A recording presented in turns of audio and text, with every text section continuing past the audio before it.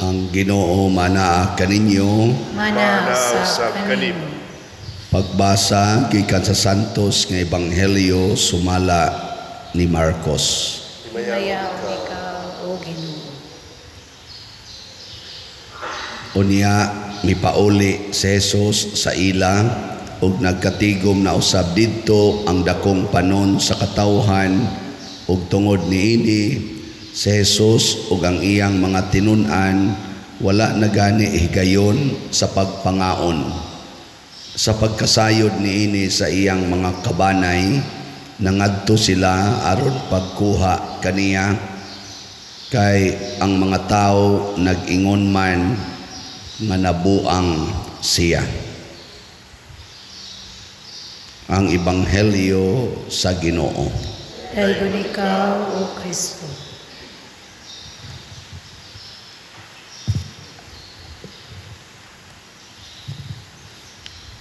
Kanus aman tamo hingan sa tao nga buang.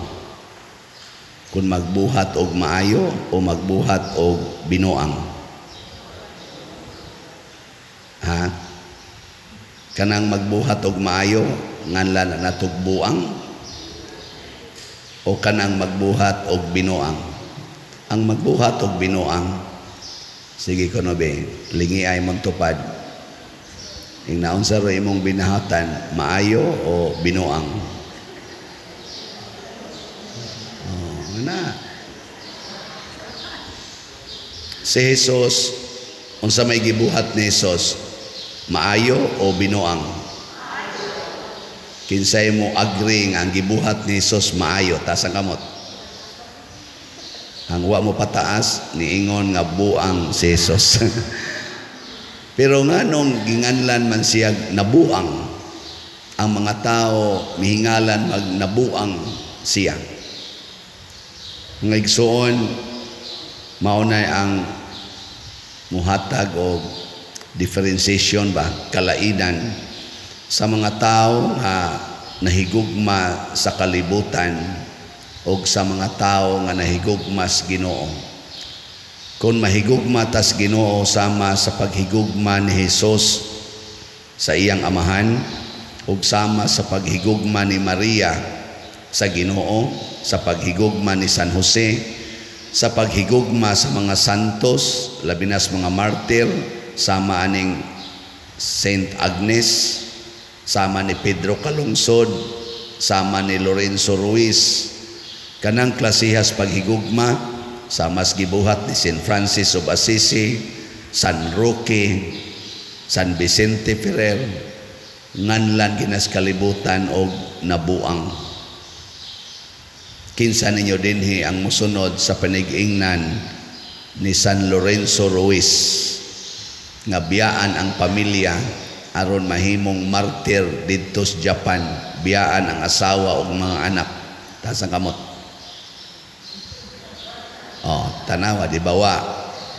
Kung naay inyorong anak or inyong igsuon or imong bana or imong asawa, muingon, biyaan ti kadong, biyaan ta mo makay magpakamatay ko dito sa laing lugar. Unsa imong itawag? Unsa imong isulti? Nabuang ka? Nabuang ka? Ana. Kung naaroy imong bana or imong asawa o imong anak, ma, akong sundon pa, akong sundon ang Ginoo, ako ning ibaligya ang tanan atong katigayunan ug ang halin akong ihatag ngadtos mga kabos. Unsay imong isulti isip ginikanan? Ay pagpakabuang diyan animala ka, nabuang ka. Pero nagtuman ba yan na siya sa sugos Ginoo nga nag-ingon, ibaligya ang tanan imong katigayunan ug ang halin ihatag ngadtos mga kabos. Mao biya na gibuhat ni Langsin Santa Teresa Babila, San Roque, nilang St. Francis of Assisi, gipamyaan yato nila tanan. Okay. Bisan lang ganig na imo ingon nimo tingali imong anak, ma, sige kong paminaw sa waling padersiano ba ang atong silingan gamay makaigagianan, pwede ato laning gubon atong koral niya, atong atrasan o mga 2 meters para makasod sila ngadto sa ilang agianan unsay mo isulti isip ginikanan nya ika ginagbayad anang yuta pero imong anak sige paminaw sa akong wali ingon siya imong anak mga 15 anyos nya mo ingon nga ato lang ning gubon atong kuralma kay para makaagi atong silingan ada yang isulti no pero ang imong yuta dako-dako pa mga siguro na kayuta mga 1,500 square meters unya kuhaan sa imong anak og mga 50 meters siguro ana kay para ihatag sa silingan agianan sa ilang sakyanan para di na sila maglisod og agi ana sugot ka dili kinsay mo sugot in kaso lag-ana imong sitwasyon hala na itulo ka buok nya kamong ni isa nipalit na mong slot ay galison kay kagpalit og slot unsa nakapaghatag ang bitaw joke ra na congratulations kay naa di ay pipila dinhi nga naghuna-hunaan na sad kana lang nganlan nakagbuang ang imong igsuon kung muhatag kag 50 meters nga wa gyoy pangayog bayad moingon na imong igsuon nayabag ka gitarong na natugbahin ang atong kabahinanan sa tong mga ginikanan nga porting hago atog pamalit aning atong mga kabtangan imo lang ihatag ang inyong silingan kanara bang inyong silingan sige ra ba naglibak nimo nabuang ka ingon mo nya motubag rasad ka ay ingon man sa Kristo nga higugma ang imong kaaway sa animal ka awa na dia nabuang na ka di ba or ang imong negosyo kay magpautang ka na ay interest niya usas imong mga igsuon moingon day naminaw kang padersyano ingon ba padersyano nga ang Ginoo nag-ingon kung kamo magpahulam ayaw na paningil og bayad unsay imong isultian ang imong igsuon buang ka diha ako ning kwarta manong hilabtan man ko nimo adi ba naminaw lang ko padersyano ba kay makapaimpirno man day nang pagpaningil og utang unsay mo isulti nabuang ka mo na si Jesus grabe kaayo ang iyang gipangbuhat mo na sa unang pagbasa gibutang dinhi unsa toy gisgutan sa unang pagbasa Uy. Ang ato kunong Pangulong Pari na mao si Jesus wa mo gamit og dugo sa baka aron isablig sa mga tao aron malimpyo ang ilang sala ang iyang gigamit ang kaugalingon niyang dugo aron isablig nganhi nato kanindot no unsay imong ihingana ng tao nga magpakamatay para sa mga kaaway buang si Jesus nagpakabuang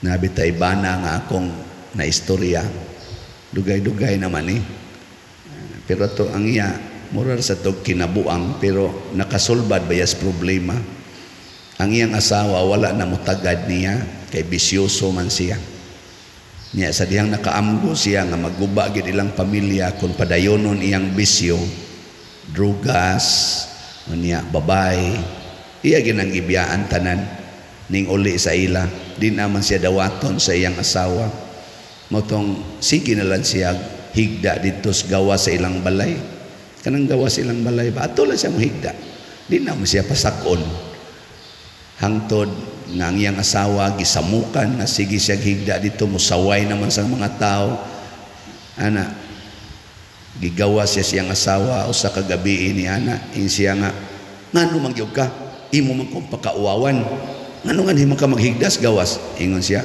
o di man ko nimo pasudlon siya nabuang ka pasudlon ti ka nga imo kong gibudhian imo kong gibinuangan naa nimo tanang bisyo nabuang na ka imo kong iapil ingon na siya sige unsa pa may mo hingana ko nganlan ko nimo buang karon magpakabuang yo kus paghigugma nimo nakasuot ko no siya magkakaadlawon nakatukhang yun siya ingon siya og di pa niigong pruiba nga sobra na ko sa kasimana din hingga higda sa gawas Og di ani igong prueba nga nabuang nako sa paghigugma nimo, sige pun pa bisag usa ka tuig anhira jud ko higda sa gawas.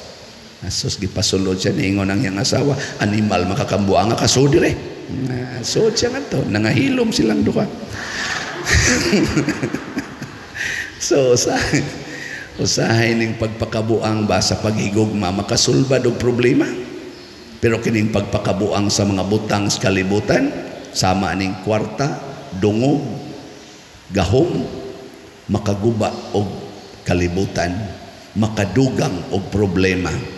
Mas maipang magpakabuang ta sa pagsunod sa Ginoo kay daghang problema ang masulbad, muhari ang kalinaw og kalipay. Kaysa magpakabuang ta aning mga kalibutanong mga pagtulunan, labi na ginang bisyo, kahakog, kadao, garbo, mga guba ang kalibutan o muhatag og daghang problema. Mo ni karon porti natong daghanang problema kay daghang mga leaders nato, apil naming mga pari, mga obispo nagpakabuang sa mga butang sa kalibutan. Lingi ay mong tupad. Nya, kablita siya. Ing na sugod karon magpakabuang na ta ni Santo Niño ha. Sige, ing na. Ang uban wa gyud mulingi. Mao na sila. Ginay manindog na ta.